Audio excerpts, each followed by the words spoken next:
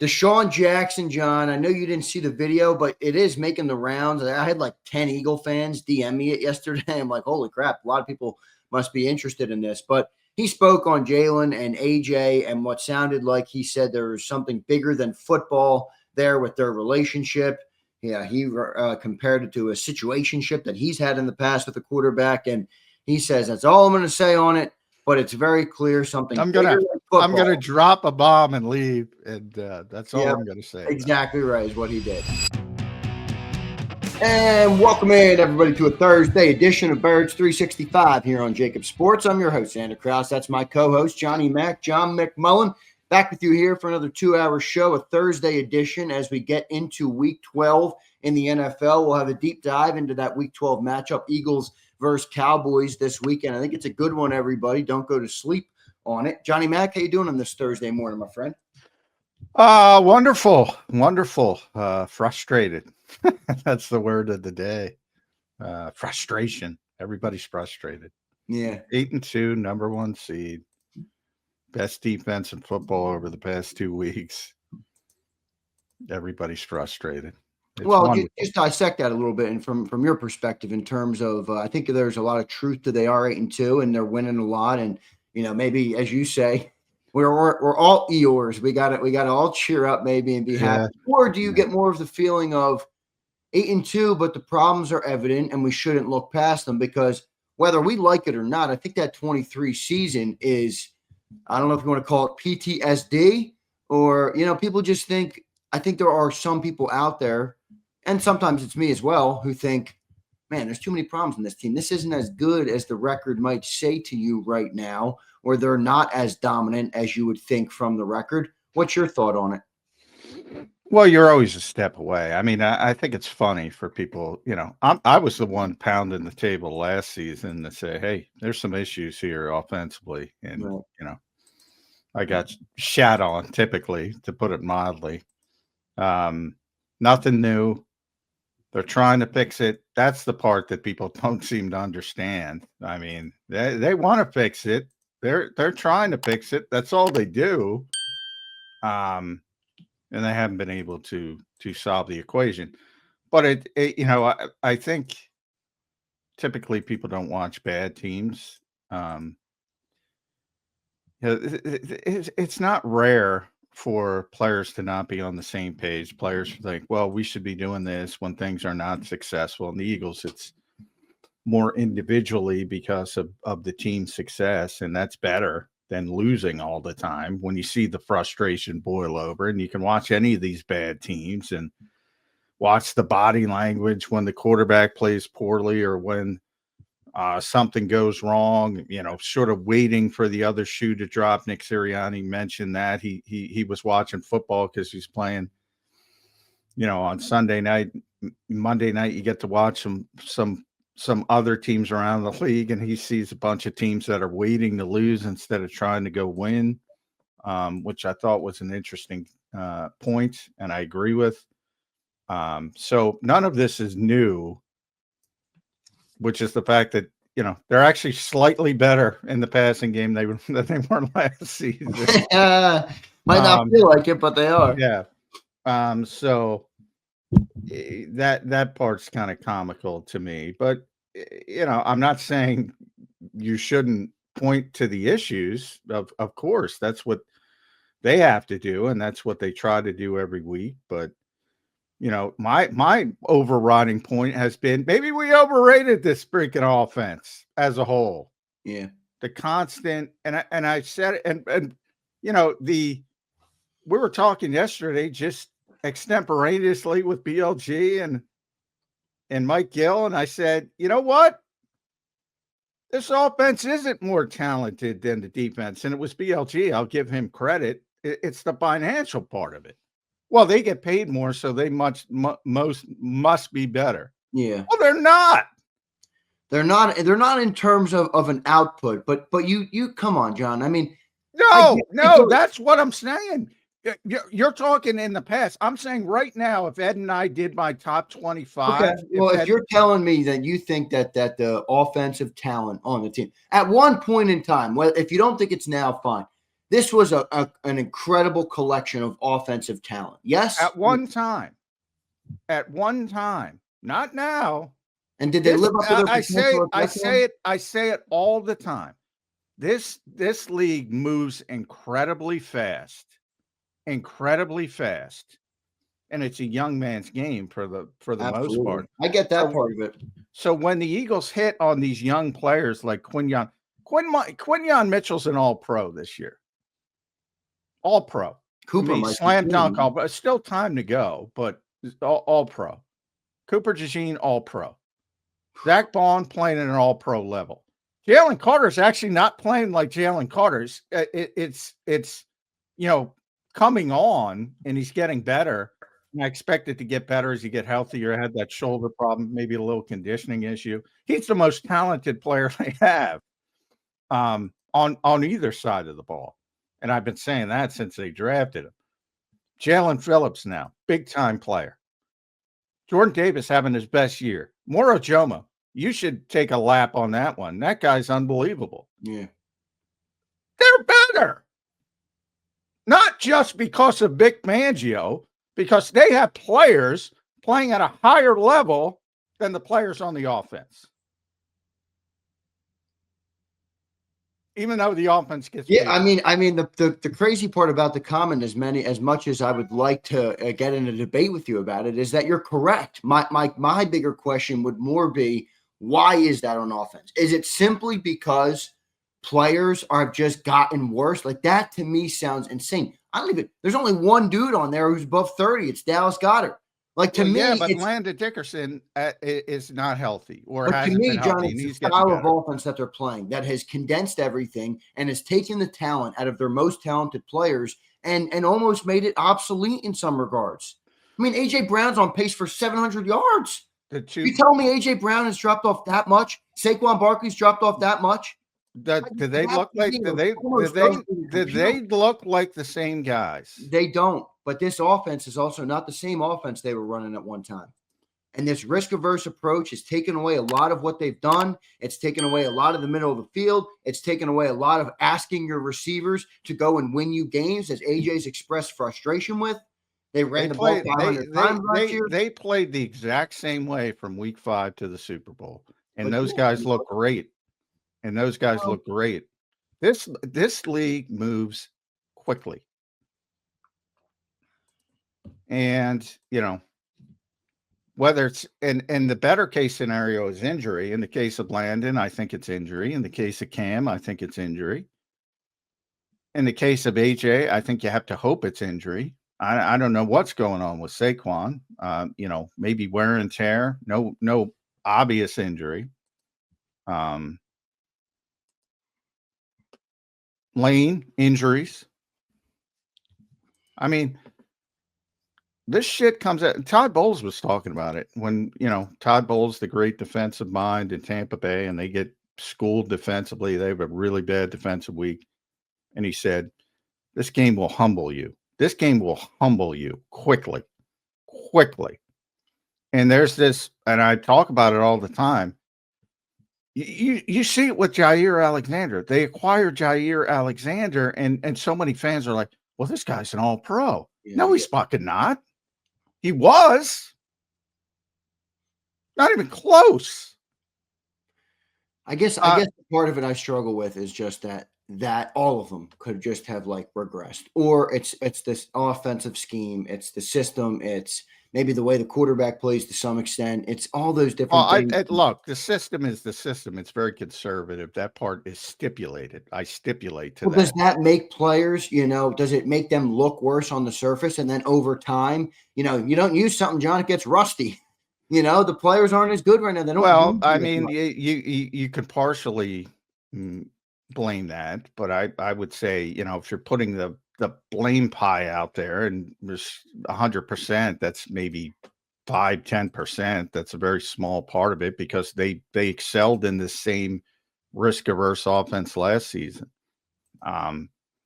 to a much higher level. Maybe not at the level people want, but to a much higher level, to the point that Devontae Smith has been the number one receiver on this team through Like A.J. was still pro. A.J. was second team All Pro last season, even though he had the same limitations. Yeah. He had 1,100 yards, I think, and he missed 4 games. Exactly. There's no way anybody can look at it. I love the guy. There's no way that anybody could look at him. The film doesn't lie. The eye in the sky doesn't lie. There's no way you can taking a step back then, in your opinion? In certain levels, but not. There's some things he's not that. What's so confounding about Jalen Hurts? It's almost like you fix one thing and another thing leaks.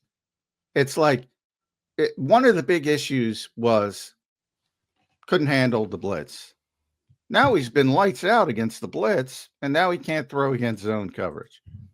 For the most part, generally speaking, very confounding player at times. I do think it's going to get better as they get down the stretch. 1, lighten up schedule. 2, I think as things get in more high leverage situations, they will open up the quarterback run game a little bit more. I think that improves things. I think they're just waiting. They should be doing that for sure. I think they're waiting to pull that trigger for more high leverage situations, and I think that will improve things dramatically. So I think better times are coming just from the lesser schedule and that mindset. But yeah, the mentality of this being, I've been saying it for a while. I'll give Mike credit for that one. Is like, comparing this team to some of the great offenses of all time is always, even when they were playing at a much higher level, was always ludicrous. It's never been at that level, never been close to that level. Individually, at times, when you're trying to get the sum of the parts has never been greater than the parts. Never. But they were all good players. Now you have a bunch of descending guys, maybe due to injury, hopefully due to injury. Guy like Cam Jurgens, hopefully he can get back. It was a concussion. It wasn't the knee, which is actually sort of a positive thing. I know people, because he's going to be back. It's not, he didn't leave because of the knee. It was a concussion. So he'll probably miss this week and be back. So hopefully he can get help. Landon's actually getting better. He's played well, but he's not played to his usual standard, certainly early in the season. Well, why is the sum of the parts never added up? Well, even if you're telling me right now it's not as good as it once was, I refuse to ever believe that this collection of talent at one point, not that long ago, was the best collection of offensive talent the Philadelphia Eagles organization have ever had. Well, that might be true, but again, the conflation of the best the Philadelphia Eagles ever had compared to the best offenses of all time is different. Because that's rarefied air. Broncos, Peyton Manning Broncos. I always bring up the Rams, greatest show on turf. The Randy Moss Vikings, teams like that. There was never that explosive, just come at you in waves type of offense. And that has to do with the style of quarterback play. It's just not. You can't be one, even if you have a 2,000-yard rusher, you can't be one of the greatest offenses of all time without the other part as well, and that's the explosive passing game. You can't, and they've never been a high volume passing team, and they won't until they change the style of quarterback, if they ever want to change the style of quarterback. But and I'm not advocating that, because there's no reason to do that. You can win games. Look, if people don't want to accept you can win games in other ways, you're going to have a tough time convincing them. But the Eagles do it every week. They shouldn't be able to win this way, but they do. They certainly do. It's weird. I didn't want to start here, but sometimes you get start a show and tangents happen. I love it. John, one other thing on this note before we get into the daily updates, we'll get into the injury report. We'll start to look at this Cowboys-Eagles game. A lot of good stuff. We're not gonna spend all of our time here on the drama. I see some people in the chat saying, by the way, thanks everybody for being here. Hit that like button. All right, drop your comments down below. Subscribe to the channel if you're not already. DeSean Jackson, John, I know you didn't see the video, but it is making the rounds. I had like 10 Eagle fans DM me it yesterday. I'm like, holy crap, a lot of people must be interested in this. But he spoke on Jalen and A.J. and what sounded like he said there was something bigger than football there with their relationship. Yeah, he compared it to a situationship that he's had in the past with a quarterback. And he says, that's all I'm going to say on it. But it's very clear something. I'm gonna drop a bomb and leave, and that's all I'm gonna say. Exactly right is what he did. Any reaction? Any response? My reaction is DeSean's a head coach now. He should stop doing that stuff. But that's my first reaction. But look, I've said it pretty consistently. They're not as close as they once were. Now, DeSean is closer to A.J. than I am, so. If there's something personal, first of all, that's none of my business. Second of all, I've sort of attributed it to different stages of life. AJ's got young kids. Jalen got married. This happens. People in their own lives will say, hey, you got your buddies. And shit, me, I don't see my buddies anymore. I work all the time and, all that. I get exactly. It happens. It happens to most people, and you grow apart a little bit. That doesn't mean you don't like them or you don't, hate them or whatever. But it's certainly become more of a business relationship over the years. Again, if you, that's kind of intimating something sinister almost. I don't know. If it is, I don't know anything about it. Jalen spoke yesterday. He got some of the frustration questions. What I was kind of surprised because nobody looks at it from his side. So I threw it out there, his side. I asked him, these are all questions about people frustrated with the offense, basically. And I heard your question. It was a good one.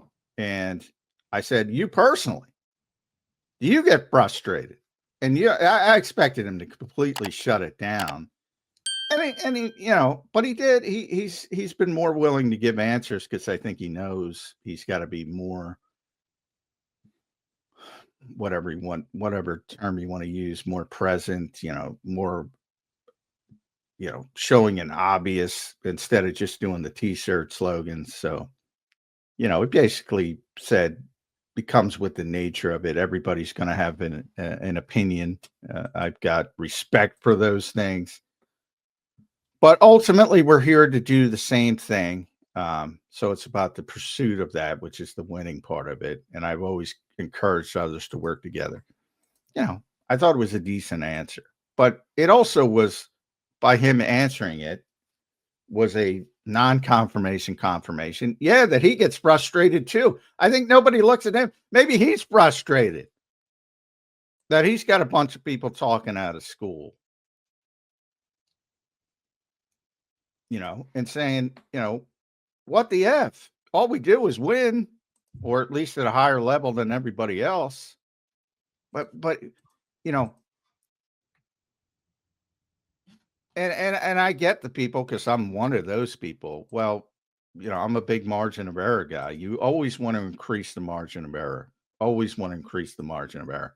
But that's secondary. That's secondary to actually winning the game. And by no means are they going to, am I saying they're going to win the Super Bowl? But they're in a better position than anybody else to win another Super Bowl. They are now the leaders of the pack. They got the inside track in the NFC. If they win this weekend, they put the NFC East away before Thanksgiving. Yep. I mean, they can wait for guys to get healthy. A lot of it, Lane, we still have to see. If he doesn't come back, that's going to make things more difficult. A lot of things can go wrong. But the 2023 people, look, man, their defense is too good for that to happen. It's too good. I know, just people look at it as the offense isn't good, but John, the other thing DeSean said, and I do want to just ask you more about like what he said. He did say about AJ, it does look like he gives up on routes. And when you do bring attention, when you do go to Twitch, when you do go to social media, like you got to be on your fucking game, man. And he's like, I don't think AJ's been on his game to that point. And hey, it's something we talked about in this opening segment. Has AJ lost a step? Is he unenthused? Is he out of the? Does he not care for this offense anymore? Does he simply want out? Or is Eeyore, taking his way to the field, and that's maybe affected him a little bit. But that's the other comment DeSean made about AJ seemingly giving up on some routes and some of that stuff.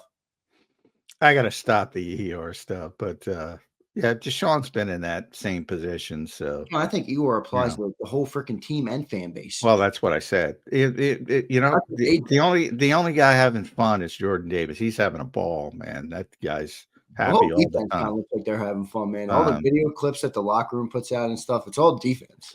Yeah, Jihad Campbell was they had an old school. Even Jalen Carter. I mean, he pulled up his basketball too. It was hilarious. Good video, but well, the social media team's a little bit different. They aren't, we're a little bit different because we're the enemy, so to speak. Yeah, right. But, I got you.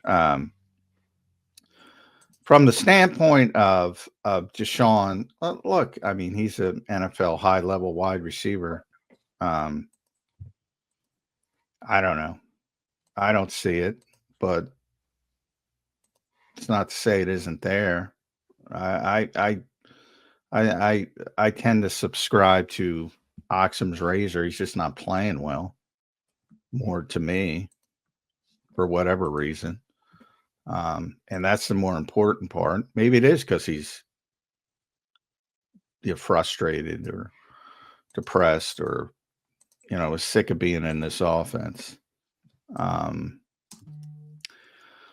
will say I don't, I've long crossed, and I said that yesterday, and I said it a couple of times. I've long crossed the demarcation line that this is the last season of A.J. Brown in Philadelphia.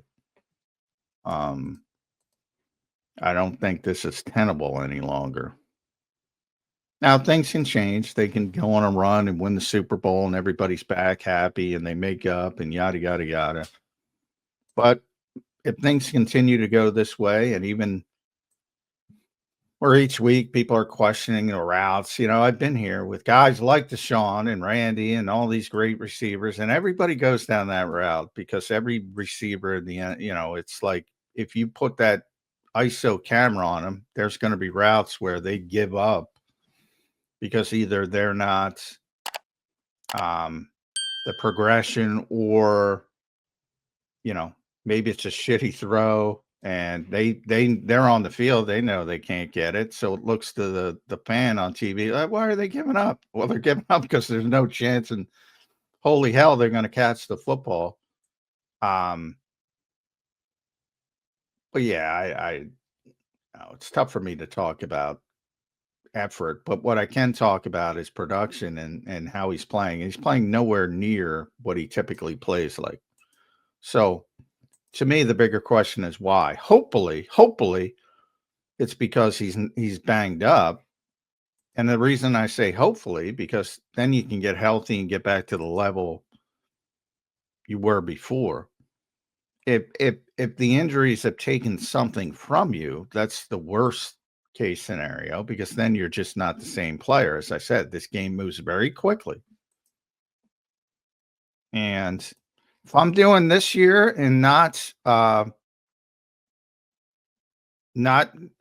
previous seasons, not leaning on previous production, previous demonstrated performance, just this season, A.J. Brown is no longer one of the best players on the Philadelphia Eagles. And he used to be number one. If you pretend everything else didn't exist and you just look at this team, he's not playing at that level. And either is Saquon. So, I mean, and those are arguably certainly your two biggest playmakers, but because people tend to pay attention to skill position players more than offensive linemen or defensive linemen or the guys doing the dirty work. Those were perceived to be your two best players, and they ain't playing like your two best players. And anybody who's denying that is just, trying to make excuses for players they like, basically.